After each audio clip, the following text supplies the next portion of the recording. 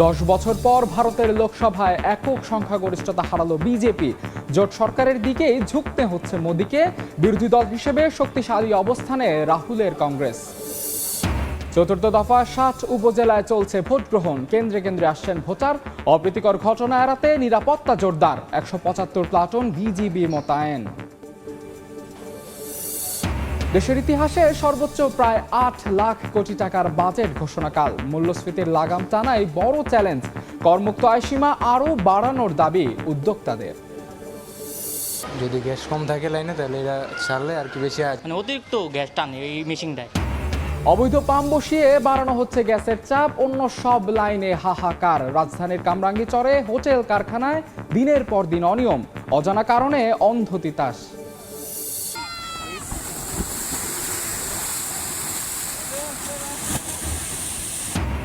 যমুনার পানি বাড়ায় তীব্র ভাঙন। সিরাজগঞ্জ ও পাবনার অর্ধশত ঘরবাড়ি নদীতে বিলীন।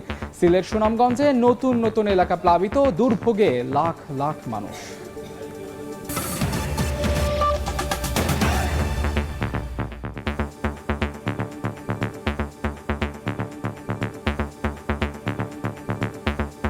সময় সংবাদের সঙ্গে আছে আমি মাহাদি ইসলাম ধ্রুব। 10 বছর পর ভারতের লোকসভায় একক সংখ্যাগরিষ্ঠতা হারালো বিজেপি। দলটি এককভাবে পেয়েছে 240 আর এনডিএ জোট পেয়েছে 293 আসন। নিজের দল একক সংখ্যাগরিষ্ঠতা না পেলেও টানা তৃতীয়বার ক্ষমতায় বসছে নরেন্দ্র মোদী।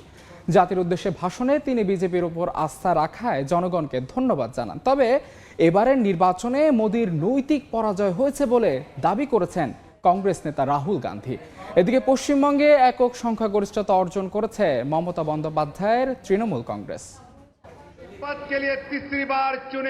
টানা তৃতীয়বারের মতো সরকার গঠনের পথে ভারতীয় জনতা পার্টি। চলছে জয়ের উল্লাস। তবে প্রত্যাশিত ফল না আসায় রয়েছে কিছুটা আক্ষেপও। এর মধ্যেই দিল্লিতে বিজেপি কার্যালয়ে সমর্থকদের উদ্দেশ্যে ভাষণ দেন নরেন্দ্র মোদী। आपका ये प्यार, इस आशीर्वाद के लिए मैं सभी देशवासियों का ऋणी हूं। এদিকে জনগণের রায় মেনে নিয়েছে বিরোধী দল কংগ্রেস। তবে দলটির দাবি এই নির্বাচনের মাধ্যমে নৈতিক পরাজয় হয়েছে মোদীর। ये चुनाव हम बीजेपी, हिंदुस्तान के इंस्टीट्यूशंस, सीबीआई, ईडी, इन सब के खिलाफ हम लड़े थे। এবারের নির্বাচনে পশ্চিমবঙ্গের ভূমিধস জয় পেয়েছে মমতার তৃণমূল। গত নির্বাচনে রাজ্যটিতে 18টি আসনে জয় পেলেও এবার মমতার দলের কাছে পাত্তায় পায়নি গেরুয়া শিবির। আরও একবার মমতার হাতেই থাকছে পশ্চিমবঙ্গের নিয়ন্ত্রণ। বিজেপি অবজারভার জেতা সিটগুলোতেও সার্টিফিকেট দিচ্ছেন না। मैं जरूर कहेंगे ये जय ये विक्ट्री इंडिया का है, ये विक्ट्री हमारा देश का है। নির্বাচনে গণমাধ্যমের ভূমিকা ও বুথ ফেরত জরিপ নিয়েও সমালোচনা করেন পশ্চিমবঙ্গের মুখ্যমন্ত্রী। বলেন বিরোধীদের মনোবল ভাঙতেই বিজেপির দফতর থেকে তৈরি করা রিপোর্ট প্রকাশ করা হয়েছে। আপনাদের ফালতু সার্ভে দেখে, বিজেপি তৈরি করে দেওয়া সার্ভে দেখে, আপনাদের ফেক সার্ভে দেখে। রবিউল ইসলাম আওলাদ, সময় সংবাদ। এদিকে ভারতের লোকসভা নির্বাচনে একক সংখ্যাগরিষ্ঠতা হারানোয় এবার জোট সরকারের দিকে ঝুঁকতে হচ্ছে নরেন্দ্র মোদীকে। বিশেষজ্ঞরা বলছেন নির্বাচনের আগে রাম মন্দির প্রতিষ্ঠা করে কট্টর হিন্দুদের মন জয় করলেও মেরুকরণের রাজনীতি সমানভাবে পছন্দ হয়নি দেশটির সব শ্রেণীর মানুষের। 2019 সালে বিজেপি এককভাবে 303টি আসন পেলেও এবছর তা নেমে এসেছে 242-এ। কথায় বলে যত গর্জে তত বর্ষে না। বিজেপির বেলায়ও যেন খেটে গেল সেই প্রবাদ বাক্য, আব কি বার 400 পার। লোকসভা নির্বাচন সামনে রেখে এই স্লোগানই বেছে নিয়েছিল টানা 2 মেয়াদে ক্ষমতায় থাকা নরেন্দ্র মোদী। 543 আসনের মধ্যে সরকার গঠনে 272 আসন যথেষ্ট হলেও এই স্লোগানের মাধ্যমে ভোটে 400 আসন টার্গেট করেছিল তার দল। আত্মবিশ্বাস বাড়াচ্ছিল 7 দফা নির্বাচনের মাস চারেক আগে রাম মন্দির উদ্বোধনের মতো মাস্টার স্ট্রোকও। কিন্তু মঙ্গলবার সকালে ভোট গণনা শুরু হওয়ার পর থেকেই পাল্টে যেতে থাকে সব সমীকরণ। বুথ ফেরত একাধিক জরিপের তথ্য বলছিল 400 আসনের লক্ষ্য পূরণ হয়তো অসম্ভব নয়, কিন্তু লোকসভায় বিজেপির নেতৃত্বাধীন জোটের বিশাল সে স্বপ্ন এখন শুধুই মরীচিকা। পার্লামেন্টে বিজেপির একক সংখ্যাগরিষ্ঠতাও এখন ধুধু মরুভূমির মতো। বিশেষজ্ঞদের ধারণা 2014 এবং 2019-এর মতো 2024 সালে কাজ করেনি মোদি ম্যাজিক। রাম মন্দির প্রতিষ্ঠা করে গোড়া হিন্দুদের মন জিতলেও মেরুকরণের রাজনীতি সমানভাবে পছন্দ হয়নি দেশটির সব প্রান্তের সব শ্রেণীর মানুষের। এ পরিস্থিতিতে বিজেপিকে গঠন করতে হবে জোট সরকার। জোটের ছোট ছোট দলগুলোর ওপর নির্ভরশীলতাও বাড়বে বিজেপির। এসব দল এখন আরো বেশি দর কষাকষির সুযোগ পাবে বিজেপির সঙ্গে। অন্যদিকে বিরোধী দলগুলোর আসন বেশি হওয়ায় পার্লামেন্টে এখনকার তুলনায় অনেক বেশি বিরোধের মুখেও পড়তে হবে বিজেপিকে। মৌসুমী সাথী, সময় সংবাদ। চতুর্থ দফায় দেশের 60 উপজেলায় চলছে ভোট গ্রহণ। বিস্তারিত জানাতে ফেনীর ছাগলনাইয়ায় আছেন রিপোর্টার আতিয়া সজল এবং ব্রাহ্মণবাড়িয়ার বিজয়নগরে আছেন রিপোর্টার উজ্জ্বল চক্রবর্তী। সরাসরি প্রথমেই যাচ্ছি সজলের কাছে।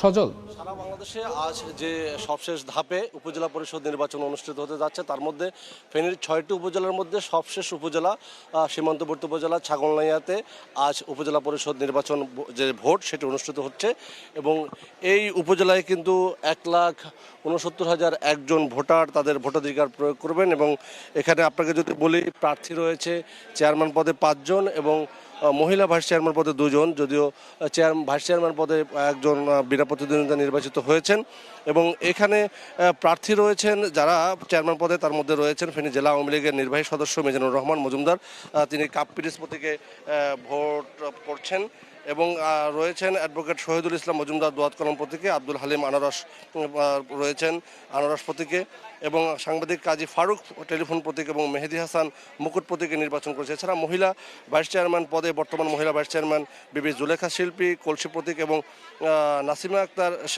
সেলাই মেশিন প্রতীকে কিন্তু ভোট করছে এবং সব মিলেই কিন্তু আপনাকে যদি বলি যে সকাল থেকেই কিন্তু আমরা দেখছি যে একটা উৎসবমুখর পরিবেশে কিন্তু ভোটাররা কেন্দ্রে আসছে, যদিও দীর্ঘ কোনো লাইন না থাকলেও কিন্তু একটু আজকের আবহাওয়ার কথা যদি বলি একটু গরম বা তাপমাত্রা বৃদ্ধি পাচ্ছে এবং এখানে আমরা কিছু ভোটার দেখছি ওনারা ভোট দিয়ে একটি ছায়ায় গাছের ছায়া অবস্থান নিয়েছে এবং সব মিলে যদি বলি এখানে ভোটাররা যারা রয়েছেন তারা কিন্তু 1,69,001 জন ভোটার, এর মধ্যে পুরুষ রয়েছে 87,649 জন এবং নারী ভোটার রয়েছে 81,351 জন। 54টি কেন্দ্রের 425টি বুথে কিন্তু এই ভোট গ্রহণ কার্যক্রম চলছে এবং এখানে কিন্তু আইনশৃঙ্খলা বাহিনী যদি বলি নির্বাচনটি সুষ্ঠু সুন্দর করার জন্য জুডিশিয়াল এবং নির্বাহী ম্যাজিস্ট্রেটরা রয়েছেন 3 প্লাটুন বিজিবি এবং র্যাব সদস্য রয়েছে। এছাড়াও 425 জন 54টি কেন্দ্রে মোতায়েন থাকবে 918 জন আনসার সদস্য।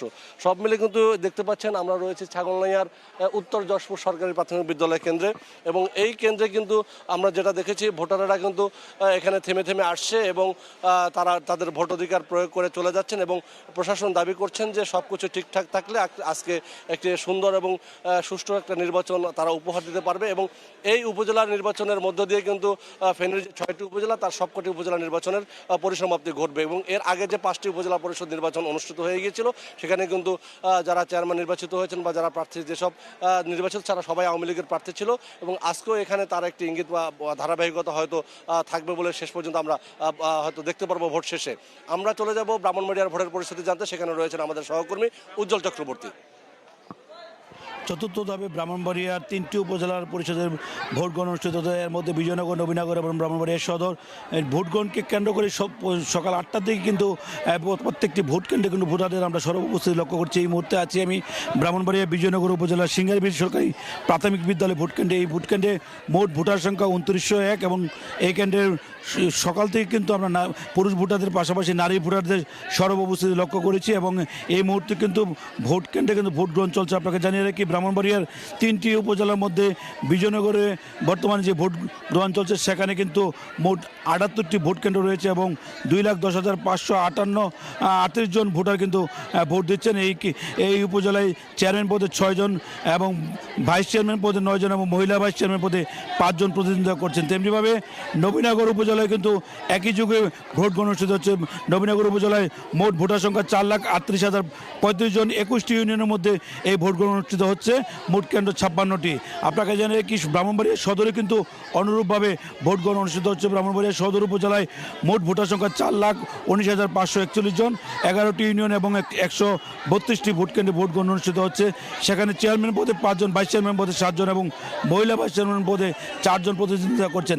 প্রত্যেকটি উপজেলায় কিন্তু আমরা খোঁজ নিয়েছি, ভোটারদের উপচে পড়া ভিড় এবং ভোটাররা কিন্তু একেবারে কিন্তু তাদের পছন্দের প্রার্থীকে ভোট দিচ্ছেন এবং তারা ভোট প্রদানের মধ্য দিয়ে যোগ্য প্রার্থীকে নির্বাচিত করবেন বলে তারা আমাদেরকে জানিয়েছেন। এই ভোটগ্রহণ চলমান আছে এবং একটানা বিকেল 4টা পর্যন্ত এই ভোটগ্রহণ চলবে। তো ব্রাহ্মণবাড়িয়ার সিঙ্গারবিল সরকারি প্রাথমিক বিদ্যালয় থেকে এই ছিল আমার কাছে ভোটগ্রহণের সর্বশেষ। উপজেলা নির্বাচনের খবর জানতে সরাসরি যুক্ত ছিলাম ব্রাহ্মণবাড়িয়ায়, তার আগে যুক্ত ছিলাম ফেনীতে। মূল্যস্ফীতির লাগাম টানা আর প্রবৃদ্ধি বাড়ানোর চ্যালেঞ্জ সামনে রেখে কাল ঘোষণা হচ্ছে 2024-25 অর্থ বছরের বাজেট। এর আকার হতে পারে 7,97,000 কোটি টাকা। 2,65,000 কোটি টাকার উন্নয়ন ব্যয়ের বিপরীতে সুদ, ভর্তুকি, সরকারি কর্মচারীদের বেতন ভাতা দেওয়ার মতো অনুন্নয়ন খাতে ব্যয় ধরা হতে পারে প্রায় 3.25 লাখ কোটি টাকা। আভাস মিলেছে সামাজিক সুরক্ষা খাতের আকার ও বরাদ্দ বাড়ানোরও।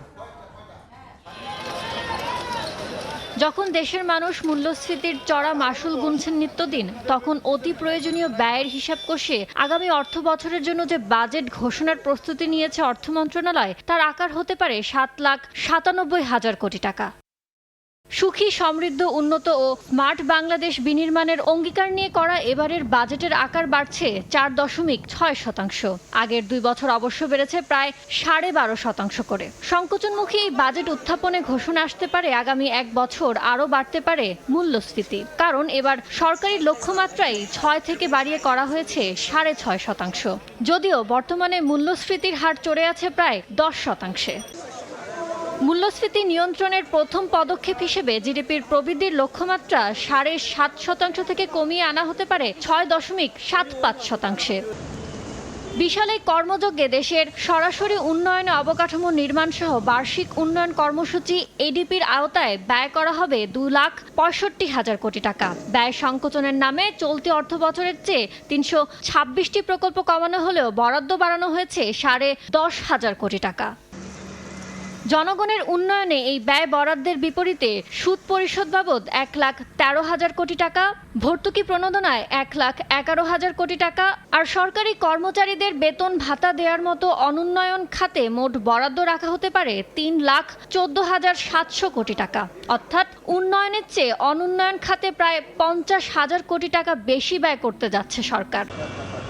বাজেটের এই বিশাল ব্যয়ের যোগান দিতে এনবিআরকে দেয়া হতে পারে 4,80,000 কোটি টাকার টার্গেট, যা চলতি অর্থ বছরের সংশোধিত লক্ষ্যমাত্রার চেয়ে 70,000 কোটি টাকা বেশি। এই রাজস্ব আদায় বাড়াতে করমুক্ত আয় সীমা না বাড়িয়ে ব্যক্তির শ্রেণীর কর কাঠামো পরিবর্তন আনার ইঙ্গিত দিয়েছে সংস্থাটি, যেখানে বাড়ানো হতে পারে বেশি আয় করা ব্যক্তিদের কাছে কর আদায়ের স্তর, বাড়তে পারে ব্যাংকে সঞ্চিত অর্থের ওপর আরোপিত আবগারি শুল্কের পরিমাণ। ধনী গরিবের আয় বৈষম্যে নিয়ন্ত্রণহীন বাজার ব্যবস্থায় যেন ভেসে না যায় নিম্ন আয়ের মানুষ, সেজন্য সামাজিক সুরক্ষা খাতের সুবিধাভোগীর সংখ্যা 5 লাখ বাড়ানোর সঙ্গে সঙ্গে মা ও শিশু সহায়তা ভাতা 200 টাকা, 80 বছরের বেশি বয়স্ক নাগরিকের ভাতা 300 টাকা বাড়ানোর প্রস্তাব আসতে পারে 2024-25 অর্থ বছরের উত্থাপিত বাজেটে। ইয়ানুর শিফাত, সময় সংবাদ, ঢাকা। একটি পাম্প, তাতে উধাও পুরো এলাকার গ্যাস। রাজধানীর কামরাঙ্গীরচরে দেখা মিলেছে এমন সব পাম্পের। বিশেষজ্ঞরা বলছেন এরকম একটি পাম্পের কারণে কয়েকশো মানুষ গ্যাস থেকে বিচ্ছিন্ন থাকে, যা দেখেও যেন না দেখার ভান দায়িত্বশীল তিতাসের। নিবিড় সাহার রিপোর্ট।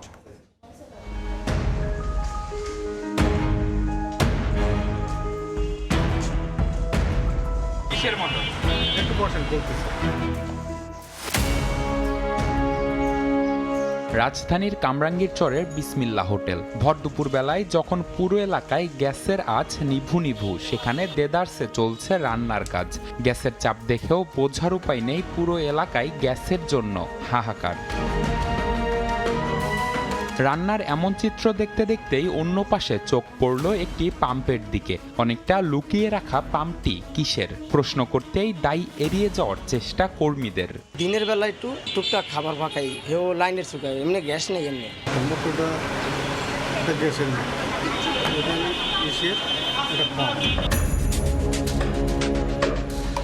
তার কথাই স্পষ্ট হলো পাম্পটির কাজ কি। বাসাবাড়িতে যখন গ্যাসের চুলায় চাপ কম থাকে ঠিক সে সময় অসাধু এইসব হোটেল মালিকরা ব্যবহার করেন এই মোটরগুলো, যেগুলোর মাধ্যমে তারা খুব সহজেই লাইনের গ্যাস যেটি কিনা চাপ বাড়াতে সহায়তা করে, এই মোটরটির মাধ্যমে তারা তাদের যে চুলা রয়েছে রান্নার কাজে ব্যবহার করেন, সেই চুলায় তারা খুব সহজেই চাপ বাড়িয়ে দেন। কামরাঙ্গীর চরে এমন দৃশ্যের দেখা মেলে অহরহ। হোটেল তো বটেই, এমন অবৈধ পাম্পের দেখা মিলল সেখানকার ডলার কারখানাগুলোতেও। যদি গ্যাস কম থাকে লাইনে তাহলে এরা ছাড়লে আর কি বেশি।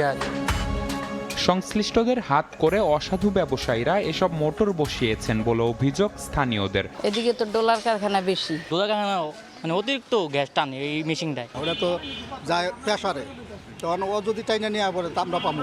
এখন আমরা গ্যাসের সমস্যা ভুগতেছি অনেকদিন যাব। বিশেষজ্ঞরা বলছেন অবৈধ একটি পাম্পের কারণে ক্ষতিগ্রস্ত হন বহু গ্রাহক, সঙ্গে যে কোনো সময় ঘটতে পারে বড়সড় দুর্ঘটনা।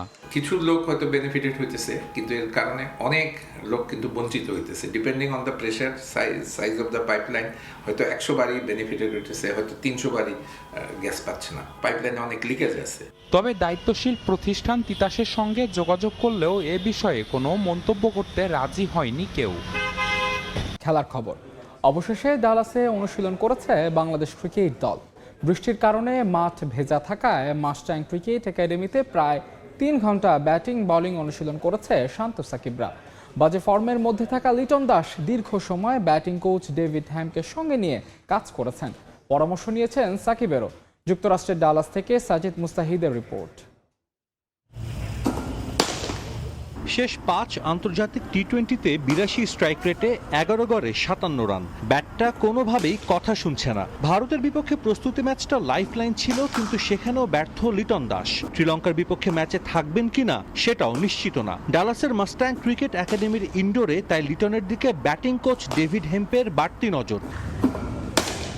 লিটনের মতো ব্যাট হাতে ছন্দে নেই সাকিব আল হাসানও। ভারতের বিপক্ষে ম্যাচে প্রতিটি রানের জন্য রীতিমতো সংগ্রাম করেছেন। ইনডোরের দুপাশের 2 নেটে এই দুজনই দীর্ঘ সময় ব্যাটিং অনুশীলন করেন। নিজের প্র্যাকটিস শেষে লিটন চলে যান সাকিবের কাছে। লিটনের জন্য ডানহাতি হয়ে কিছু শটও খেলে দেখান সাকিব। বোঝাই যায় খারাপ সময়ে একে অপরের পাশে আছেন এই 2 cricketer. Netherlands Nepal match low scoring হলেও ডালাসের উইকেটে রান আছে। বাউন্ডারি ছোট, তাই অনুশীলনে বাংলাদেশের সব ব্যাটারকেই দেখা গেছে বড় শট খেলতে। অফ ফর্মে থাকা অধিনায়ক শান্তকে নিয়ে আলাদা কাজ করেছেন হেড কোচ চন্ডিকা হাথুর সিংহে। ভারতের বিপক্ষে রান পাওয়া একমাত্র মাহমুদুল্লাহ রিয়াদও সাবলীল ছিলেন অনুশীলনে। অবশ্য শ্রীলঙ্কা ম্যাচের আগে চিন্তা বাড়িয়েছে শরীফুলের ইনজুরি, জানিয়ে কোচ, অধিনায়ক, চিকিৎসক ও ফিজিও দীর্ঘ সময় মিটিং করেছেন। স্কোয়াডের বাইরে থাকা হাসান মাহমুদ অনুশীলনে আসলেও বোলিং করেননি। আগের 2 দিন বিশ্রামে থাকা বাংলাদেশ দল এদিন পুরো 3 ঘন্টা প্র্যাকটিস করেছে ইনডোরে। সাজিদ মুস্তাহিদ, সময় সংবাদ, ডালাস, যুক্তরাষ্ট্র। বিশ্বকাপে নিজেদের প্রথম ম্যাচে আজ মাঠে নামছে সাবেক চ্যাম্পিয়ন ভারত। প্রতিপক্ষ ইউরোপের দেশ আয়ারল্যান্ড। নাসাউ কাউন্টি ক্রিকেট স্টেডিয়ামে ম্যাচ শুরু হবে রাত 8:30টায়। এই ম্যাচের আগে আলোচনায় টিম ইন্ডিয়ার ওপেনিং স্লট। বাংলাদেশের বিপক্ষে প্রস্তুতি ম্যাচে রান করে একাদশের জায়গা নিশ্চিত করেছেন ঋষভ পন্ত। ব্যাট বলে এই দলটার এক্স ফ্যাক্টর হতে পারেন শিবম দুবে। একাদশের বাকি নামগুলো প্রত্যাশিত। এদিকে ছন্দে আছে সম্প্রতি পাকিস্তানকে হারানো আয়ারল্যান্ড। এ পর্যায়ে শীর্ষ সংবাদগুলো জানিয়ে দিচ্ছি আরেকবার। 10 বছর পর ভারতের লোকসভায় একক সংখ্যাগরিষ্ঠতা হারালো বিজেপি। জোট সরকারের দিকেই ঝুঁকতে হচ্ছে মোদীকে। বিরোধী দল হিসেবে শক্তিশালী অবস্থানে রাহুলের কংগ্রেস। চতুর্থ দফায় 7 উপজেলায় চলছে ভোট গ্রহণ। কেন্দ্রে কেন্দ্রে আসছেন ভোটার। অপ্রীতিকর ঘটনা এড়াতে নিরাপত্তা জোরদার। 175 প্লাটুন বিজিবি মোতায়েন। এবং দেশের ইতিহাসে সর্বোচ্চ প্রায় 8 লাখ কোটি টাকার বাজেট ঘোষণাকাল। মূল্যস্ফীতির লাগাম টানা এই বড় চ্যালেঞ্জ। করমুক্ত আয়সীমা আরও বাড়ানোর দাবি উদ্যোক্তাদের।